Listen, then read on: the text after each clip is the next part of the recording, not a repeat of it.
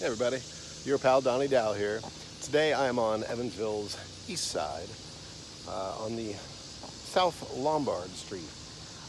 So normally I do neighborhoods or development, subdivisions, etc. Today though I decided I just wanted to walk down a street. It isn't really part of a neighborhood, or at least it isn't part of a subdivision. But at any rate, I wanted to walk down one street and talk about some of the different architecture and something that I find really interesting as it pertains to years built and stuff like that. So real quick, we got a carriage house back there. Just love a carriage house. So most of these homes were built in the 20s and 30s, with a few actually 40s and 50s, but mostly 20s and 30s. And you have a lot of different styles here. So there were, of course, Tudor Revivals and Bungalows and things like that. There's like a Cape Cod type home. But mostly what you see are just nice, pretty older homes that have been very well taken care of. But again, it's just really interesting because you'll have a home that was built in the 20s next to one built in the 30s. And even though they're different and eclectic, they fit together. In fact, we're kind of coming upon that.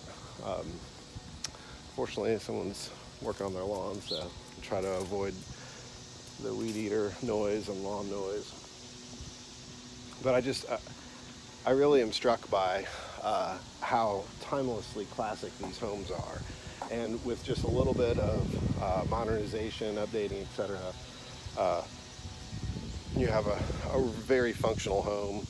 A lot of these are big, bigger than you might expect. And then like this one set so far back, so you have this really kind of dramatic and wistful brick path up to the house. And then right next to this one, which is a lot closer to the street. So this is really neat to me. So this bungalow, built in I think 1930, and then right next to it. So first of all, just appreciate that architecture, big porch. Just love it. So then this one with these cute little dormers. This one's built in 35. So 30 was post-crash, 35 now. Everything's starting to get a little better. We're definitely in the throes of the Depression. And then this one, right next to it, happened before the Depression. So this one's built in 27. It's a Tudor. It's got all the classical Tudor trappings. And you look at it, and then you look at the neighbor that was built post-crash, and not to detract at all from that house, but you can just tell the difference that a Great Depression will have on a home building. Across the street too, I'm going to walk over here because this one's really cool. This one across the street is so much bigger than you would expect. From the road, just looks like a classic 30s house. I really like the dramatic chimney right in the front, especially the way it pops because of that brick color. I like the stone path leading up to the front door, just really cute.